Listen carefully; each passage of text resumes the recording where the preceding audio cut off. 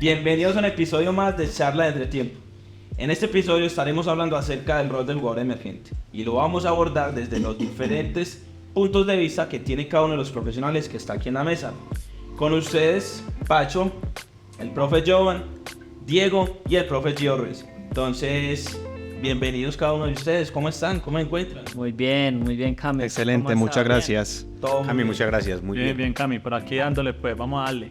Listo, Pacho, ¿cómo te sentís de acompañarnos en tu primer episodio de Charla de Entretiempo? Bien, es como le decía ahorita a usted, es como nuevo para mí, entonces vamos a hacerle y más que es el jugador emergente y vamos a atacarlo desde el punto de los porteros. Vamos a ver cómo lo solucionamos todo acá hoy. Listo, perfecto. Entonces, antes de comenzar, yo quisiera que cada uno mencionara ese jugador emergente que ha entrado a resolver un partido que de pronto se les venga a la mente y que sea especial para ustedes. Algún jugador si lo tienen presente, que siempre cumplía desde el banquillo. No, yo pues como que así como el nombre no lo tengo, pero lo que hace mucho con el portero es esa de los penaltis al último minuto, que llega y hay que cambiarlo, que porque para jugar con la mente del jugador, no sé si pues con Diego el psicólogo nos puede ayudar con eso, si eso sí funciona,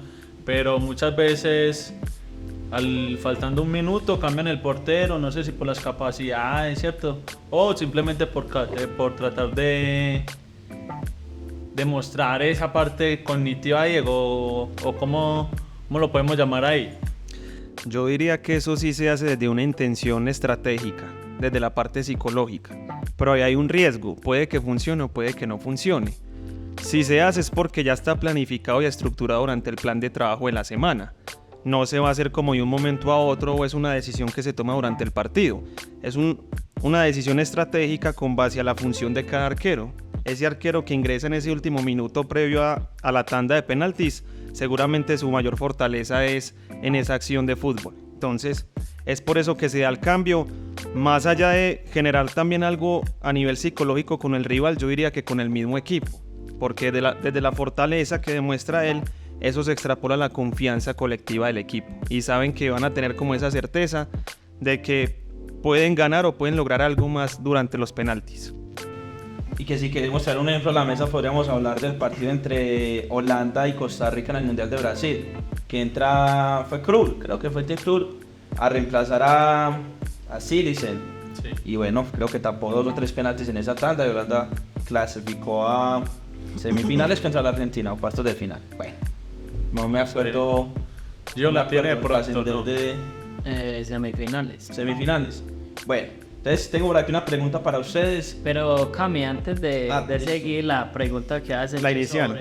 Bueno, es que sobre los como jugadores. vi que de pronto ninguno.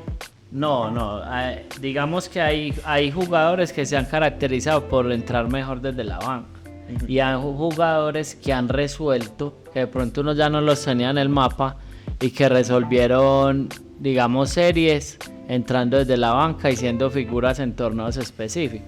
Y ahí uno podría poner el ejemplo de Moura, Lucas Moura con el Tottenham. En la Champions que quedó subcampeón el Tottenham, pero ya lo había hecho en otras llaves también. Entonces digamos que en ese campeonato Lucas Moura tuvo mucha importancia entrando desde el banco, diferente cuando le tocó iniciar, porque digamos que en la final creo que inició y no le fue tan bien. Entonces digamos que hay jugadores que les va mejor viniendo desde el banco, que también podríamos hacer esa pregunta. ¿Qué jugadores recuerdan ustedes que viniendo desde el banco ayudaban mucho a resolver partidos? A mí, dale, profe, ¿cómo no? Yo, por ejemplo, recuerdo el caso de Juan Pablo Ángel en sus inicios con Nacional, que cuando entraba era una solución de gol, ¿cierto? Y se fue ganando un puesto para poder ir asegurando como su futuro como deportista. Y vemos que ya más adelante se consolida y logra estar en grandes clubes de Sudamérica y de Europa. Entonces son jugadores que también, yo digo que cuando se inicia en el mundo del fútbol, tener como esta oportunidad y saber aprovechar y entrar, porque él en varios partidos ingresaba y era solución de gol. Entonces es como muy importante también como esa parte. Yo también me acuerdo mucho del Lobito Guerra con Atlético Nacional en 2016, que asume ese rol de jugador revulsivo que entraba y solucionaba. Yo creo que era como el miedo de los rivales. Entró Alejandro Guerra, Romare, se va a complicar el partido. Pero eso se hacía, profe, más porque, o sea, no, porque a él no le daba la capacidad aeróbica, pues, desde la parte física, o simplemente ya era una estrategia, como lo decía Diego ahorita, eso se puede presentar por eso. Si quieres, Pacho, pega un poco más su micrófono para que... Dale. Eso, excelente. Entonces, No, eso puede ser por varios asuntos. Muchas veces cuando un jugador uno lo deja como cambio, puede ser por la condición física del mismo jugador, venga alguna lesión, está en readaptación física, pero también muchas veces hay jugadores que en el caso particular que habla Camilo del Lobo Guerra, son un revulsivo emocional, digamos, grupal. Es una motivación no tener un jugador como Lobo Guerra en las condiciones que estaba, y creo que eso también beneficiaba al grupo desde el tema emocional, anímico, cuando de pronto se veían perdidos y cuando un grupo de jugadores ven que no van por el lado que es y de pronto ven que en el banco tienen una solución, porque ustedes saben que los jugadores son muy inteligentes y ellos saben que compañeros pueden ayudar a solucionar cierto tipo de partidos, entonces vos motivas al equipo. Entonces también puede ser por el tema motivacional que vos dejes a un jugador en la cancha sabiendo que él te puede aportar desde el inicio, pero te puede aportar muchísimo más cuando viene desde el banco. Sí, porque pues no sé, yo recuerdo mucho eso y yo me acuerdo que en ese tiempo criticaba mucho a Lobito Guerra, que decían, es que no está para jugar 90. Entonces eso puede ser muy contraproducente frente a las personas que no saben lo que se vive en un interior de un club, ¿cierto? Simplemente es una estrategia, siempre que ha hecho eso ha resuelto, pero en los principales, hasta los mismos periodistas, no, es que no está para jugar, está golpeado, inventan un montón de cosas y que por eso es que el jugador juega tan poco. Por eso hice como esa pregunta. A mí me gustaría que, en orden que se vaya dando la conversación, la pregunta es, ¿qué habilidades, tanto físicas como mentales, debe tener ese jugador que entra desde el banco? ¿Cómo debe estar preparado? Bueno, la verdad es que un jugador que entra desde el banco depende también de la posición.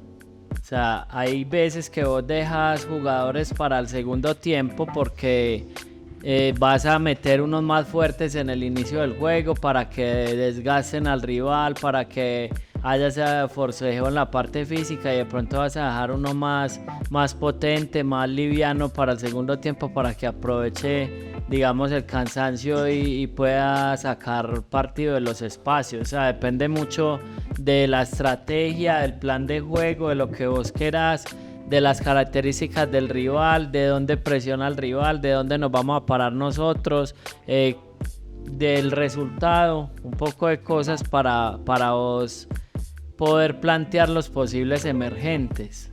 Y sobre todo cuando vos haces el listado de convocados, vos ahí ya tenés que tener claro el plan de juego, y dentro del plan de juego vas a saber que según las características del rival que vas a enfrentar, te vas a encontrar con algunas condiciones dentro del juego. Entonces vos tenés que ir más adelante de esas variables que se pueden presentar durante el juego, y los emergentes deben de ser o de tener características parecidas a lo que vos imaginas como entrenador que puede pasar en determinados tramos de la competencia. Sí, señor. Entonces ahí digamos que ya utilizas a tus emergentes, pero decir que deben de tener unas cualidades específicas no creo. Creo que deben de tener unas cualidades específicas para el partido en sí que se vaya a jugar, pero digamos que los emergentes y digamos la confección de la nómina en general se hace pensando en la idea de juego primero del club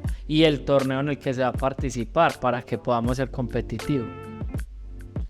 Bueno, desde el punto de vista físico, yo digo que los jugadores todos, tanto jugadores titulares como emergentes, tienen que estar preparados para competencia. Porque en cualquier momento el profe lo necesita y eso nunca va a haber un guión que te dice, no, es que al minuto 45 lo cambio porque este jugador lo necesitamos porque ya ese es su nivel óptimo para competir. No, el jugador debe estar apto y debe estar preparado para trabajar los 90 minutos, porque uno no sabe si se va a un alargue o la situación de ahora que se está dando, que el tiempo efectivo del juego es diferente. Entonces ya cuando está mirando eso, se están alargando partidos hasta 15, 20 minutos. Entonces el jugador tiene que estar preparado para eso. Lógicamente, sabemos que la condición física de todos los deportistas no es igual y que tienen características o capacidades que son superiores en fuerza, en resistencia a otros, o otros en potencia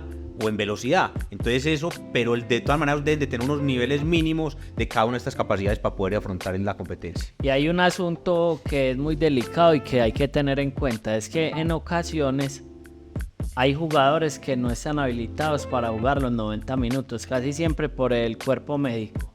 Te dicen, listo, él viene en la fase de readaptación competitiva, te lo vamos a dejar, pero puede jugar 15 minutos, puede jugar media hora, puede jugar 45, X determinada cantidad de tiempo. Vos tenés que prever y prácticamente tendrías que llevar otro jugador que haga la misma posición que que está en readaptación competitiva, porque hay un asunto y es que muchas veces ocurre un accidente, no estamos libres de un accidente al minuto 1, minuto 2 del primer tiempo y vos necesitas, como decía el profe, un jugador que te juegue los 90 minutos. Entonces vos no puedes tener en la banca 3 o 4 jugadores que estén en readaptación competitiva porque no te van a poder competir los 90 minutos y vos vas a perder desde el tema competitivo con el rival. ¿Y cómo se articula esa reincorporación del jugador que no está disponible para jugar 15 o 20 minutos desde la estrategia? O sea, vos como técnico decís, listo, este jugador solo se le permite jugar 20 minutos, entonces al minuto 70 lo voy a meter al campo. O depende obviamente de las condiciones del partido, lo que se esté viendo en la cancha. Pero cómo vuelve uno a introducir al jugador en la competencia, teniendo como esa restricción de tiempo y asumiendo que él va a entrar a aportar. Claro, no, es que si él va a entrar 20 minutos, tiene que entrar a aportar. O sea, son 20 minutos competitivos al 100%. ¿Cierto? Entonces no es que uno lo va a entrar no trote o no haga la tarea o tal. No, va a entrar a hacer las tareas 20 minutos. Pero como hablamos ahorita, eso tiene que llevarse de una forma pausada. Digamos que hay que tener paciencia porque puede que vos planees dentro de lo que tengas previsto para el juego que vas a introducir a tu jugador a los 70 minutos, pero entonces vos puedes tener una expulsión, vos puedes tener un lesionado, puede pasar un sinfín de cosas que te hacen cambiar los planes.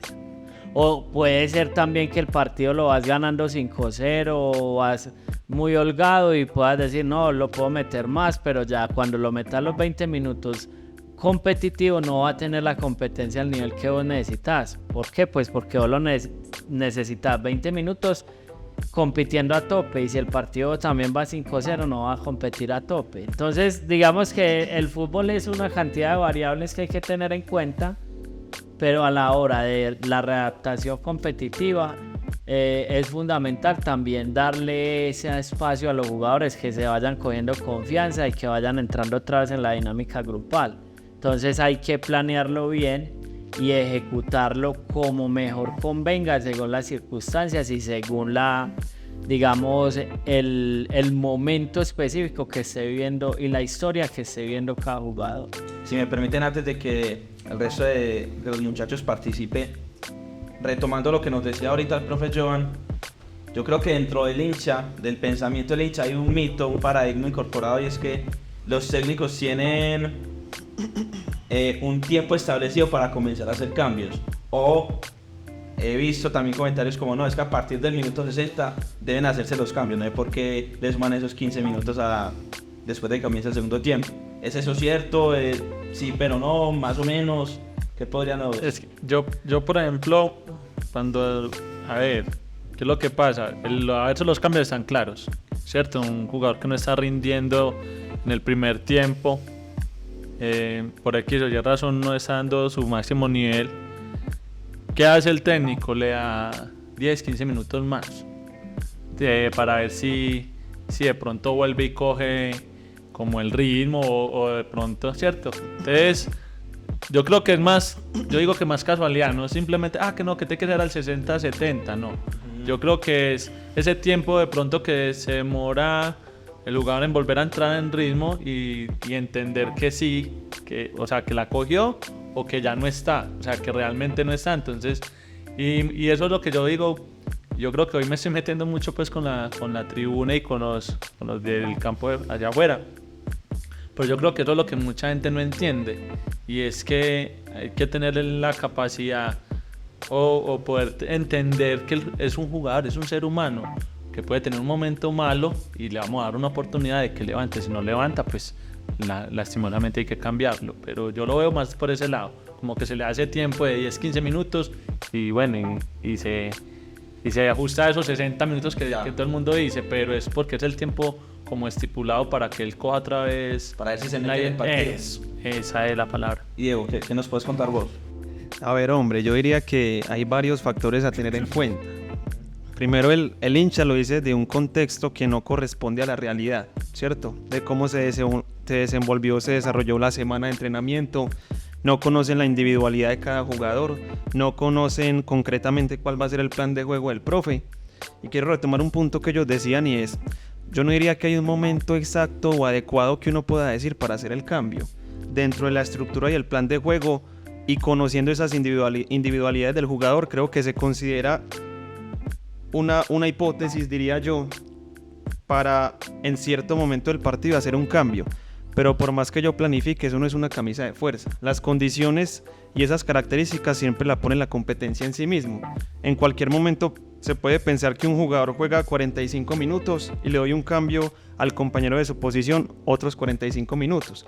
Pero según las condiciones del partido llega un momento en que un director técnico puede considerar esa necesidad de decir, este jugador me está cumpliendo la tarea como yo la necesito en función del equipo. Si es necesario sacarlo desde ese paradigma que ellos construyen, o más bien se puede aguantar un poco según las condiciones del partido. Yo diría que todo depende del partido. Y para responder a la pregunta que hiciste inicialmente, estoy de acuerdo en lo que plantean los profes. Sin embargo, yo sí considero que deberían haber unas habilidades de base, tanto como el profe lo dijo desde la preparación física como desde la preparación mental. El deportista debe tener un nivel de autoconfianza óptimo, porque si no tiene ese nivel de creencia, no se percibe como alguien que pueda dar solución como emergente, inmediatamente se va a caer. Eso lo ligo al control de pensamiento, porque si yo comienzo a generar pensamientos en mi mente de es que el profe no me quiere, es que el profe solo me utiliza los últimos 20 minutos, es que no me tiene en cuenta dentro del plan de trabajo, yo no voy a entrar a cumplir la tarea. Ahora, el control emocional también fundamental. Cuando yo como emergente voy a ingresar, yo no tengo la certeza de cuándo.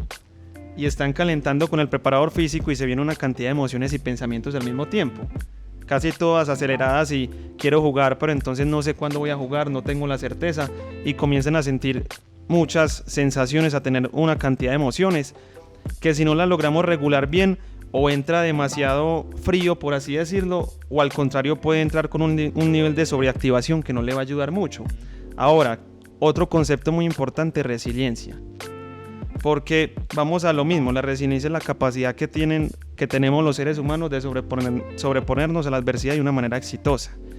Eso puede ser una adversidad para el jugador. Si es habitualmente titular y para X partido lo consideran dentro del plan como emergente, para ese jugador puede ser una situación crítica, una situación de adversidad. Si no la sabe gestionar, si no tiene los recursos y esas estrategias de afrontamiento, se nos va a caer en el juego. Y si ese jugador que ingresa no logra entrar a esa dinámica colectiva, inmediatamente va a afectar no solo el desempeño individual, sino el desempeño deportivo a nivel colectivo. Entonces, sí considero que debería tener de base unas características más allá del partido o más allá de la importancia del partido o el rival, que lo van a ayudar a desempeñarse y a cumplir la tarea como debería cumplirla. Eso que se menciona al final de la respuesta de Diego me parece muy importante. El jugador habitualmente titular pasa a la banca cómo se gestiona la conversación con ese jugador, si es que se da una conversación o no es necesario explicarle por qué va a la banca, sino que sencillamente así se dispone en el planteamiento. ¿Qué hacen ustedes? ¿Cómo manejan eso?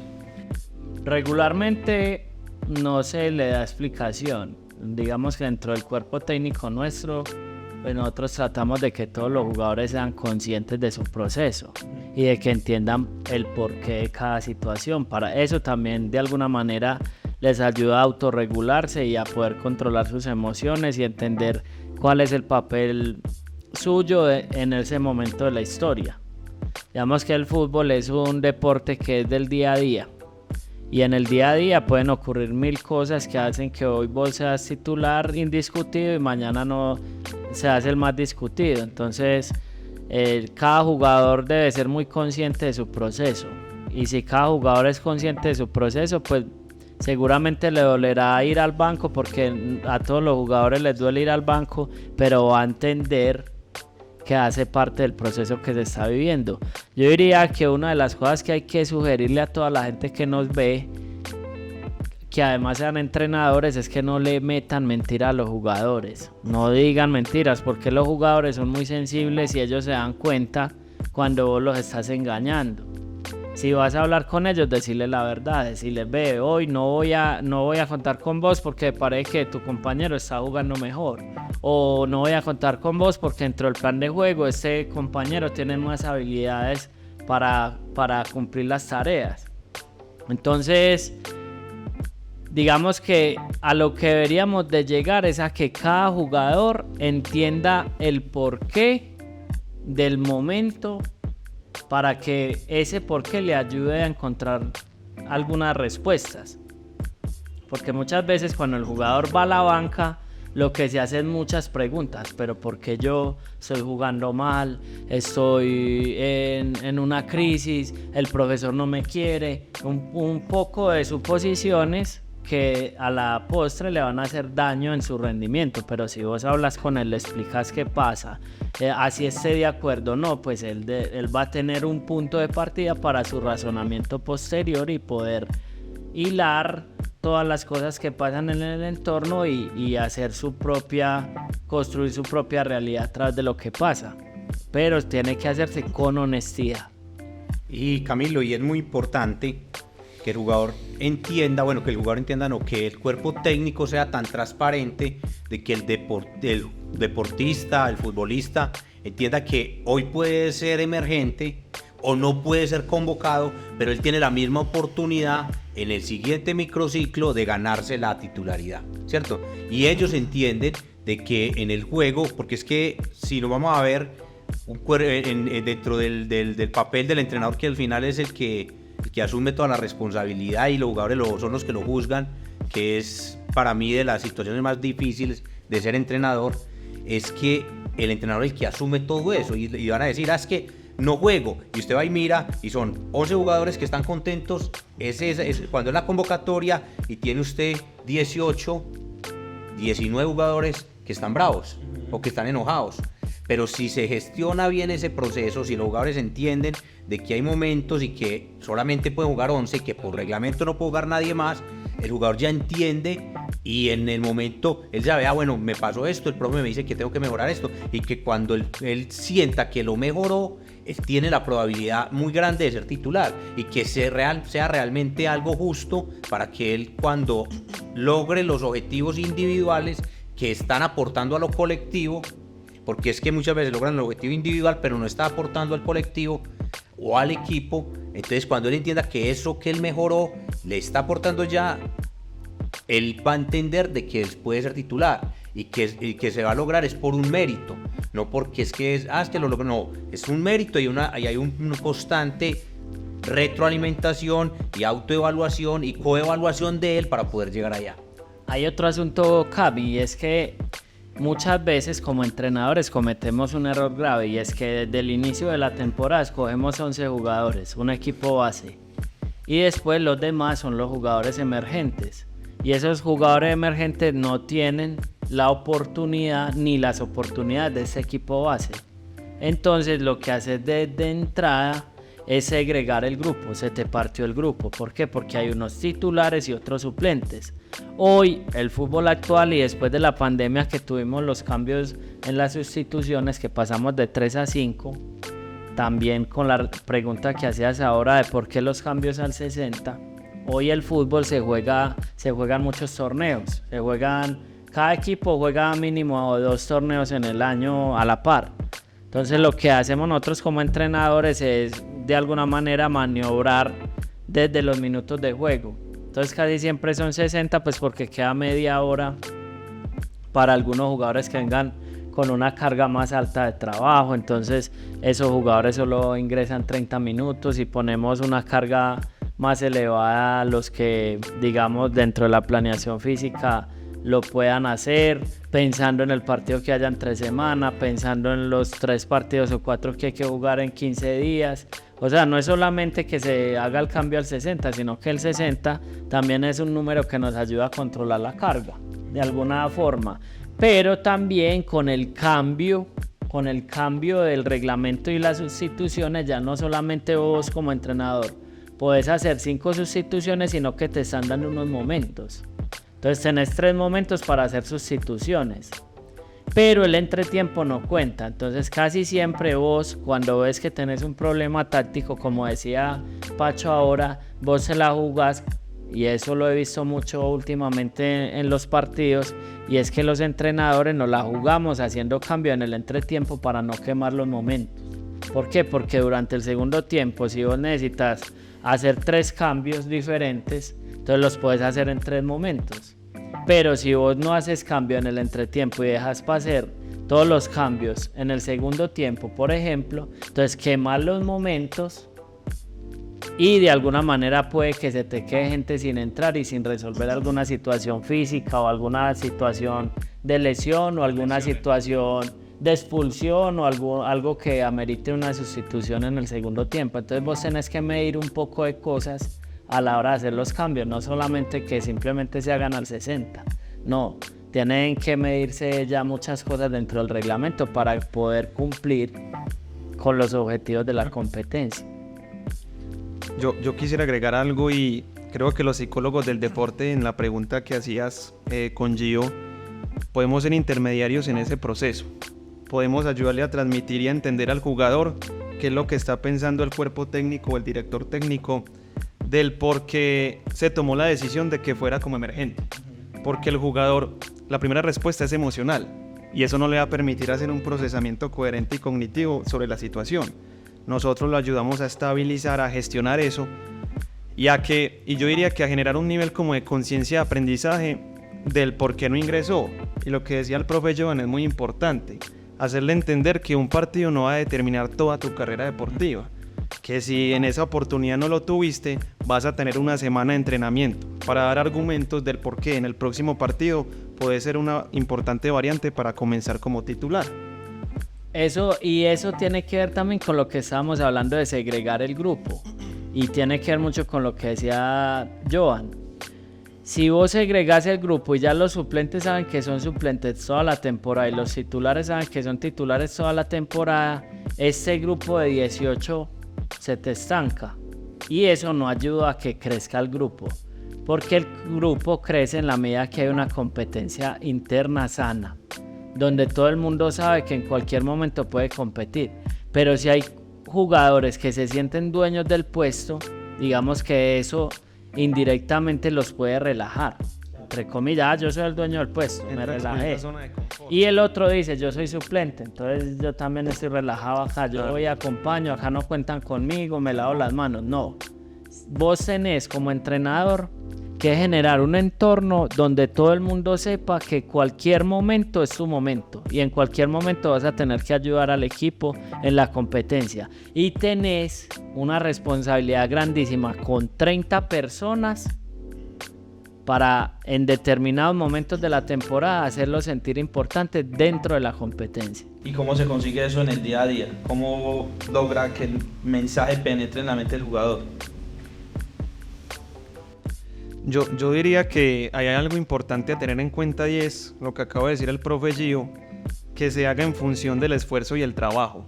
Cuando el jugador se percata que le están dando la oportunidad con base al esfuerzo y el trabajo y la preparación, va a continuar esa búsqueda de la oportunidad, del resultado, y se va a enfocar en eso.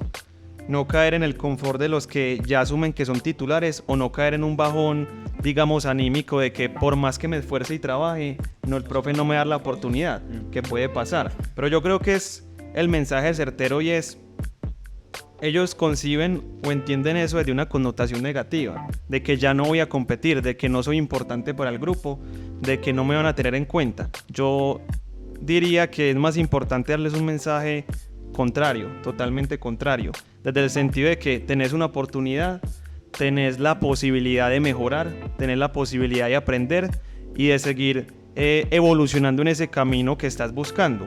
Porque si hay un lugar que le enseña al jugador o le permite construir esa fortaleza mental, me parece que es el banco de emergentes, no tanto en la cancha. Entiendo. Dale, Pacho.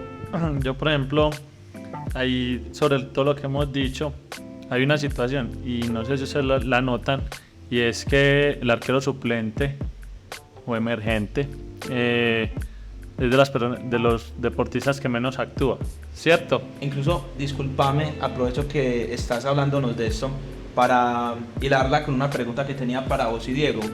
¿Cómo se gestiona eso con el arquero suplente e incluso con el tercer arquero? ¿Cómo mantienen la Listo. motivación? Entonces, continúo pues con lo que te iba a decir para responder esa parte. Tenemos que entenderlo desde la parte, digamos, formativa, ¿cierto? No hablemos en este caso de fútbol profesional, hablemos de la parte formativa. Hay técnicos que rotan entre partidos, ¿cierto? Entonces ahí va a ser muy fácil, entonces mantener a los dos o a los tres motivados. Pero pasando a esa parte profesional, los equipos profesionales, hay un ejemplo que lleva a un arquero a ponerlo top. Por ejemplo, en Junior llevan a Viera top, ¿cierto? Pero estuvo Chunga, estaba ese pelado Martínez, ¿cierto? Y han pasado muchos que han tenido que ser emergentes. ¿Por qué? Porque a veces, es una posición que genera confianza. Entonces, en el momento la confianza la tiene este portero. ¿Qué es lo que hay que hacer ahí? Para responder ya lo que dijiste, ¿qué es lo que hay que hacer ahí?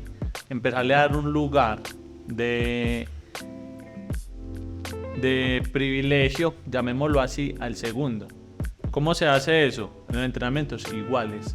Muchas veces decimos, no, como vos sos el titular, vas a trabajar diferente.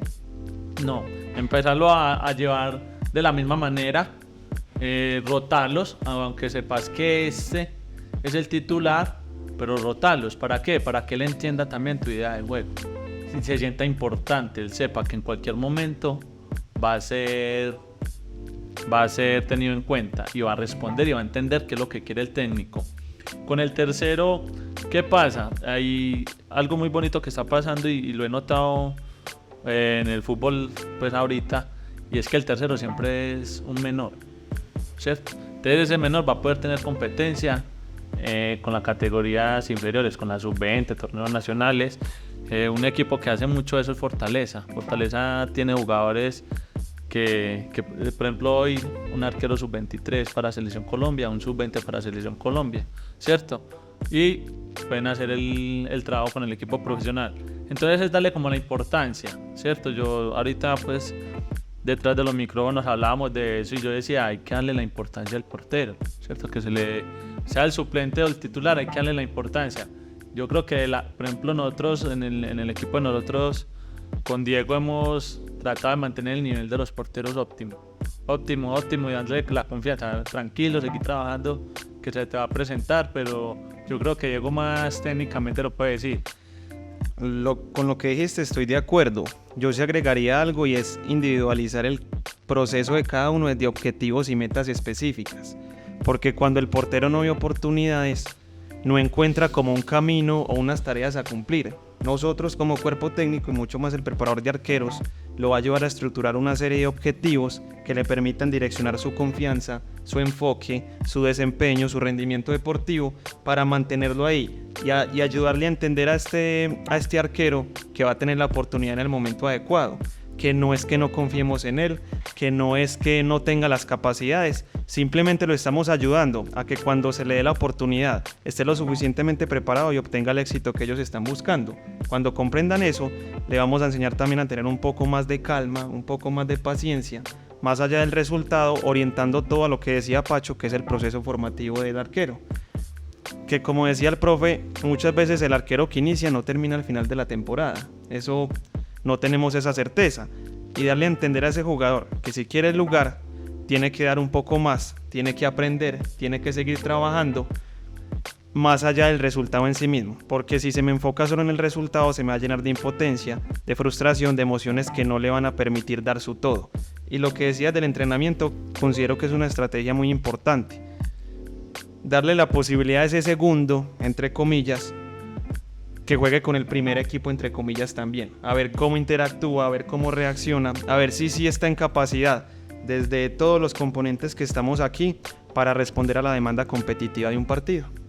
A ustedes les toca lidiar con muchísimas circunstancias que nosotros desde la tribuna no comprendemos, no conocemos, y por eso se nos hace tan fácil juzgar y llegar a criticar. Vos, profe, Jovan, en este caso, que estás en la mayoría del partido con los jugadores suplentes mientras están en su proceso de calentamiento, ¿qué características notas de ese jugador que entra en el tiempo que sea que juegue, hace un buen partido y de pronto con ese jugador que al entrar el rendimiento no es el esperado? ¿Hay alguna característica entre esos dos jugadores que se pueda resaltar antes de entrar a la cancha? Camilo, es como la actitud con la que él entra, ¿cierto? Yo desde que empezamos el calentamiento hablo con ellos y les digo, ustedes son privilegiados, ustedes están viendo el partido y ustedes van a entrar ya con un mapa, escanea el juego, usted ya sabe qué está pasando, el rival que está proponiendo en los diferentes momentos o fases del juego, tanto en el ataque, en defensa, y cómo son las transiciones, y también qué está proponiendo en las acciones a balón parado. O sea que usted ya vio la película, usted ya va a ser el protagonista de algo que usted ya vivió. Entonces usted tiene que entrar a aportarle al equipo algo mejor. Entonces cuando ellos ya se meten, que ellos son la solución en cualquier momento, ya tienen ellos un objetivo y ya tienen un rol muy definido. Pero algunos deportistas a veces no entran, ¿cierto? No entran, pero yo digo que eso es comunicación del cuerpo técnico. Cuando veo que un jugador no está, yo le hago señas al entrenador y le digo, usted verá si lo mete, pero él no está activo él no activó como debe activar para entrar a un partido. Entonces, gracias a la comunicación que tenemos, el profe Giovanni, y de pronto con el cuerpo técnico, porque a veces cada uno muy lejos, le manda una señal y él ya decide. Y la mayoría de veces cuando él me ha dicho, si un jugador no está, no calentó bien, dígamelo porque no entra. Y ya los jugadores, cuando ven que eso es dentro del cuerpo técnico hay una comunicación muy asertiva, ellos saben que tienen que calentar bien, porque es que si no hay un buen calentamiento, una buena predisposición para ingresar, no va a parar lo que nos dices, Camilo, que el jugador no entra en sintonía, porque es que el calentamiento se hace para que él ingrese al terreno de juego de la mejor forma, porque también así como hay esa ventaja de que él está viendo el partido, también los otros ya están en un momento que a usted le puede llegar el balón, y si usted no está predispuesto a esa acción que se viene, el jugador se equivoca y comete un error. Y ahí es donde también a veces, en vez de ser la solución del partido, fue el jugador que dio el pase mal, o nos cogió mal posicionados, o estaba desconcentrado y nos hacen un gol y perdemos el partido por eso. Invierte en ese llamado juego. Entonces, yo digo que eso tiene que haber una conversación y tiene que haber una sinergia entre el cuerpo técnico, y que el entrenador entienda, o que el entrenador en este caso comprenda que él no puede estar asumiendo todos los roles, y que le dé la importancia a lo que usted percibe dentro de su rol que está desempeñando. Entonces es eso, es ayudarle y volver a ser un equipo para poder que este jugador ingrese de la forma más armónica al partido. Yo quisiera hacerles una pregunta que en su momento fue tendencia por lo que sucedió en esa final Atlético Nacional contra Millonarios. Se ve que el técnico Autori tenía unos cambios pensados y los jugadores que están en el terreno de juego pues no permiten que eso se dé. ¿Qué opinión le merece a cada uno y cómo creen que pudo haber impactado eso al equipo? ¿Cómo se gestiona esa situación tan incómoda? Yo, esperemos así, para que termine Dale, dale. el DT. No, yo por ejemplo, muchos decían que es una falta de respeto. Yo lo voy a poner como en esa balanza. Yo creo que muchas veces dentro del campo de juego los jugadores entienden, ¿cierto? Entienden que se puede hacer lo mejor. ¿Con qué no estoy de acuerdo? Porque se forme el revuelo. Simplemente se comunica, profe, no, ese no. Y que no se haga tanto el titubeo de que, hey, si vaya, no vaya, pa. No. Yo creo que a veces a lo que de pronto llaman que es una falta de respeto, a que se arme ese bochinche, llamémoslo así. Pero si yo llego y tengo una buena comunicación con mi cuerpo técnico y usted viene y me dice a mí, no, profe, no lo saque, es que él cobra bien, listo, dale, voy a mirarlo de otra manera. Y no se forma eso. Yo creo que es más eso, entender que el jugador también puede conocer a su compañero y de pronto entre ellos haber dialogado qué puede pasar y puede haber... Yo lo que no estoy de acuerdo es con el bochinche que se arma, pero que se puede tomar la decisión de que no lo saques a él, que él es bueno. Lo veo como muy normal. Yo considero que antes de todo esto ya tiene que haber una reunión donde con el equipo, que el equipo no solamente son los jugadores, sino el cuerpo técnico y todas las personas que hacen parte del equipo, y tiene que haber quedado unos roles ya definidos, ¿cierto? Y esos roles, por más de que pasen, eso no puede pasar en un partido trascendental. Si ya el equipo y todos conocemos un rol definido, eso no pasa, ¿cierto? No puede pasar. ¿Por qué? Porque ya se conoce con anterioridad cuáles son las funciones de cada uno. Y si esas funciones me corresponde a mí, yo creo que en ese momento, por más de que el jugador esté viviendo el partido, el entrenador tiene la cabeza, o el cuerpo técnico tiene una cabeza de pronto más serena para tomar ese tipo de decisiones. Y ese tipo de decisiones no se puede tomar cuando uno está alterado. Con la emoción. Y esas emociones hacen que usted cometa un error. Yo digo que el jugador en el momento tiene muchas emociones. Ajá. Y entonces si usted le deja ese rol al jugador, entonces no estaría el rol del entrenador o del cuerpo técnico, porque ya la situación ahora no es que el entrenador es el que toma la decisión solo. Ya los entrenadores, digamos, modernos se asesoran, para eso tiene un cuerpo técnico. Se asesora y dice, bueno, ¿y usted qué observa? ¿Qué está viendo? ¿Qué piensa?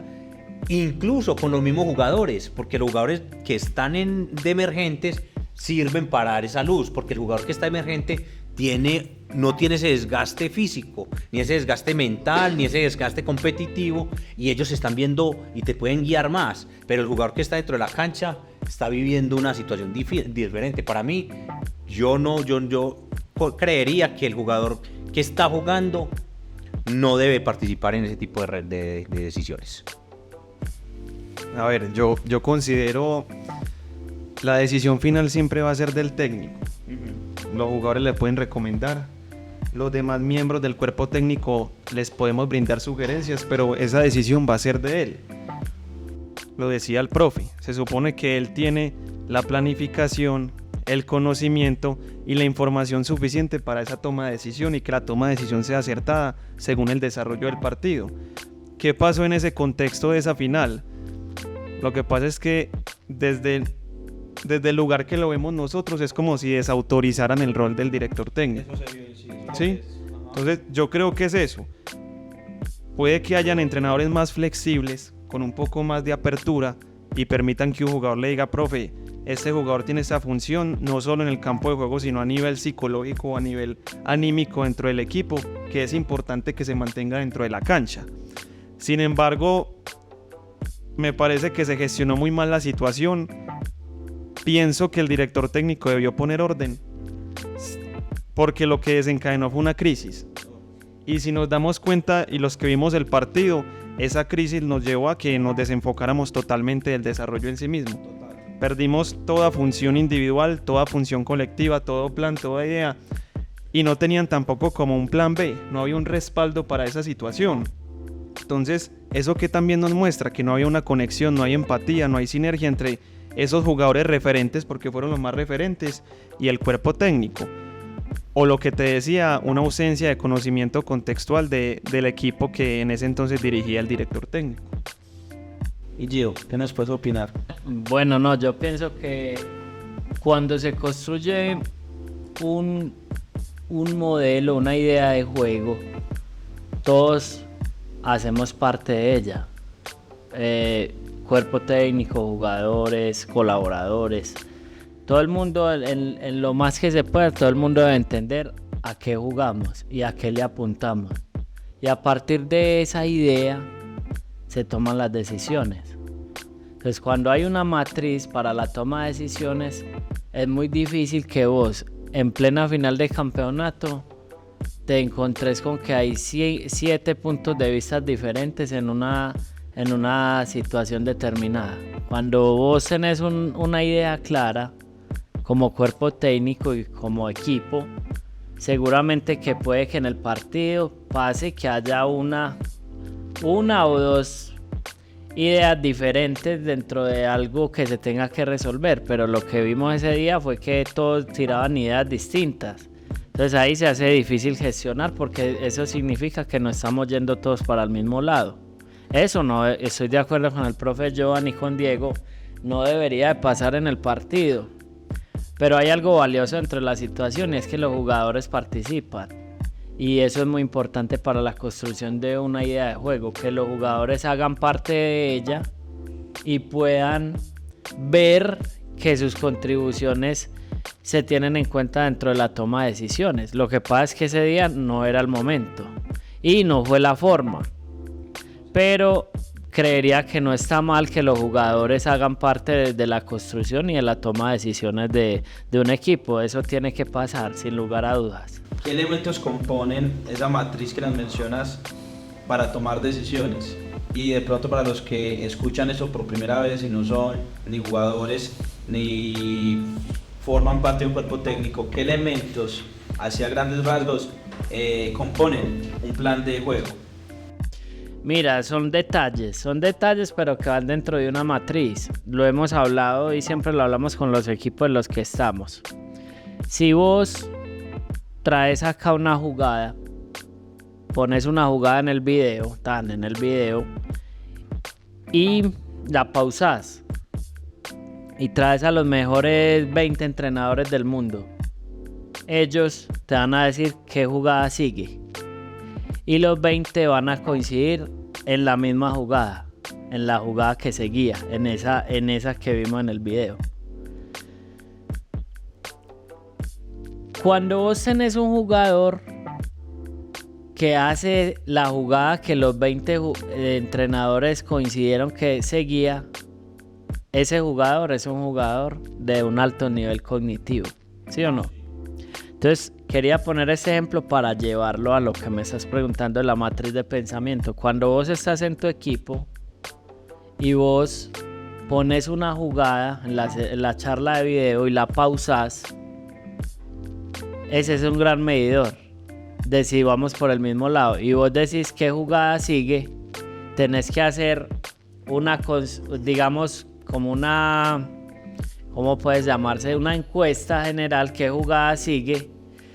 Y si hay más del 90%, 95% de los jugadores coinciden en la jugada que sigue, es porque todos ya tenemos una matriz de pensamiento muy similar, ¿cierto? Entonces, cuando hablamos de matriz es tener claro, primero que todo, cuáles son las normas dentro del grupo. Hay que tener claras las normas. Unas normas claras de comportamiento, ¿cierto? Después de tener unas normas claras de comportamiento, hay que tener unos principios claros de juego. Y después hay que tener claro, cuando vos tenés claras las normas, que son lo primero, sobre las normas se construye lo otro. Cuando vos tenés claras las normas, cuando después de las normas tenés claros los principios, esos principios te llevan a unas tareas. Y esas tareas no son solo futbolísticas, sino que también dentro de las normas y los principios de juego vos construís unos roles de cada una de las personas que hacen parte del grupo. Entonces, cuando vos tenés claro tu rol, tenés claro las normas, tenés claro los principios y las tareas, es muy difícil que 2 o 3 personas pensemos diferente ante la solución de un problema. Yo creo que en ese sentido esto le da una luz primero al hincha que escucha y puede medio hacerse una idea de lo que definitivamente se hizo mal en ese partido. Eso le sirve a cada quien de pronto para calmar su dolor como hincha, pero también para los entrenadores y jugadores para que analicen su entorno y corrijan lo que van a corregir o afiancen esa relación, esas normas establecidas en el grupo y pues sepan que van por un buen camino. Yo quisiera ir finalizando con una pregunta. ¿Qué características podemos destacar de los jugadores que tienen el rótulo de, hombre, jugador, este man entra y resuelve el partido? Ya las hemos hablado en el desarrollo de esta conversación, pero para sintetizarlas, ¿qué características tiene ese jugador que entra, resuelve y aporta al equipo? Bueno, casi siempre el jugador que entra y resuelve es un jugador que cree en sí mismo, es un jugador que es líder, es un jugador que entiende su rol dentro del equipo y es un jugador que pone, por lo regular, es un jugador que entra con toda la actitud para servirle al equipo viniendo desde el banco, es un jugador que pone por encima el bienestar colectivo que el bienestar individual. Sí, yo creo que yo hacía aquí ojitos a Diego porque yo creo que la palabra es de Diego y es la fortaleza mental. Yo creo que de todo lo que hemos hablado es la fortaleza mental y yo creo que hay una que yo creo que le dijo el profe Johan ahorita y es la lectura del juego. Yo creo que el emergente tiene que estar tan metido en el partido como el titular, porque lo decía el profe Johan ahora, si va a salir el lateral derecho y va a entrar otro lateral derecho, debió haber leído las falencias de su compañero y las falencias del rival para saber qué no debo hacer y qué debo hacer para atacar esa falencia del rival. Entonces yo creo que su fortaleza mental y lectura del juego, yo creo que esas serían las características. Para mí siempre porque es un triunfador, una persona que logra hacer eso es un triunfador y siempre ha sido, debe estar preparado. Cuando yo estoy preparado, a mí me pueden dar 10 minutos, 5 minutos, me pueden dar 90 y si yo estoy preparado hago las cosas bien, siempre lo voy a hacer bien, ¿cierto? Entonces debo estar siempre pensar en el equipo. Yo tengo que entender de que este es un deporte colectivo y que en situaciones, por diferentes circunstancias, voy a ver, en algunos momentos voy a ser titular, en otros voy a ser suplente, porque yo no he conocido el primer jugador en el mundo que toda la vida haya sido titular, no lo he conocido. Puede ser el mejor, pero en algunos momentos le ha tocado ser emergente o salir de inicialista. Muchas veces, eso sí, hay unos que son más titulares, hay otros que son menos titulares, pero siempre usted va a ocupar en cualquier momento el rol. Incluso algunas veces ni siquiera es convocado y está fuera de la convocatoria y tiene que asumir el rol de ese compañero y de saber que si el equipo yo así no haya sido convocado, el equipo ganó y tengo que sentir que ganamos nosotros, ¿cierto? Que el equipo es el que ganó. Perdimos. No es que perdió él porque yo no estaba, no. Entonces cuando usted logra que ese ser humano entiende el papel en el juego, que es un deporte de equipo y que si ganamos todos, perdemos todos, empatamos, perdemos o lo que pase ahí en la situación, somos todos los que perdemos o somos todos los que ganamos los que sacamos un punto.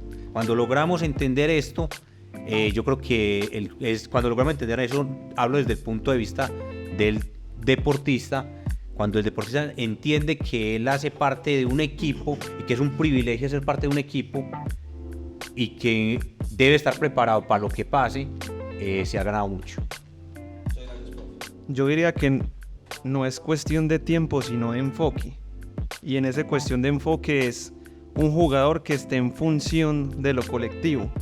Que cuando ingrese y tenga 15 minutos no diga, es que el profe apenas me dio 15 minutos, no es tiempo suficiente para mostrar mis capacidades. No, me dieron 15 minutos para ayudar y aportar al equipo. De hecho, yo me atrevería a decir algo y es, considero que la tarea específica o el objetivo específico del emergente es más importante que el que está en la cancha. Porque el emergente siempre va a entrar con un rol, con una tarea.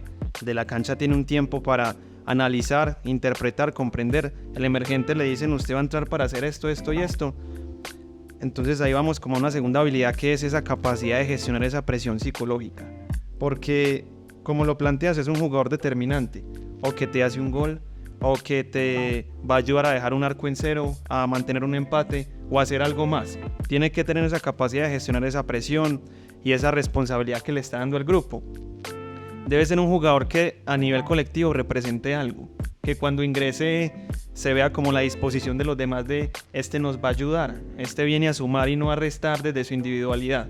Creo que eso es importante, y la flexibilidad mental, entendido desde la capacidad que el jugador ingrese y se pueda adaptar a la demanda del partido.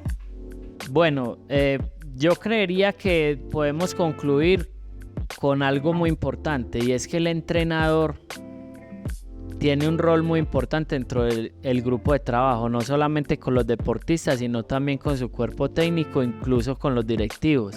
Y es que el entrenador representa la justicia dentro del proceso, y acá se hace muy importante que cada uno de los entrenadores tenga claro cuál ha sido el desempeño, el papel, la voluntad, las ganas, el desarrollo de las tareas, la actitud, una gran cantidad de asuntos que son pequeños y que se van construyendo en el día a día con cada uno de los que hace parte del proceso, y que a partir de ahí se pueda construir un entorno en el que todo el mundo tenga empatía, todo el mundo sepa que no solamente es mi proceso, sino que es el proceso de 30 personas que están trabajando conmigo, y que a partir de la justicia y el desarrollo de las responsabilidades que se generan como grupo es que se toman las decisiones.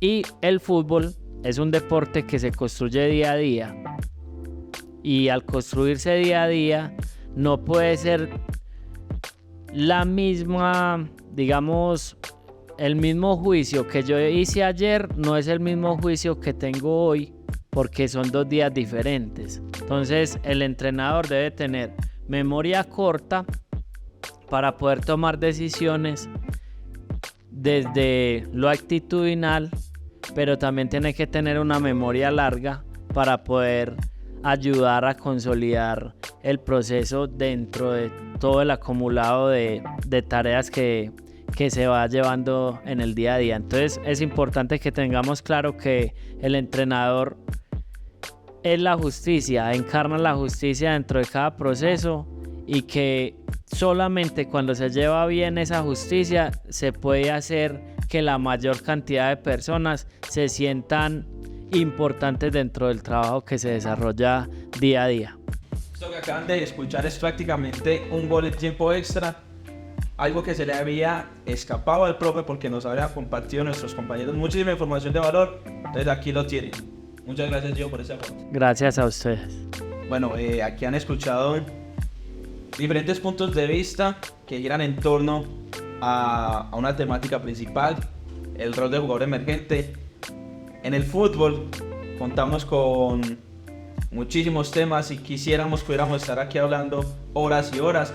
Por eso yo los invito a que estén pendientes de nuestras redes sociales, porque seguiremos abordando temáticas de esta naturaleza, más otros temas que van a aportarles a sus jugadores, a ustedes como entrenadores, y si son hinchas van a poder entender un poco más cómo se vive el juego desde adentro, y eso a última instancia va a permitirles disfrutar de un mejor espectáculo.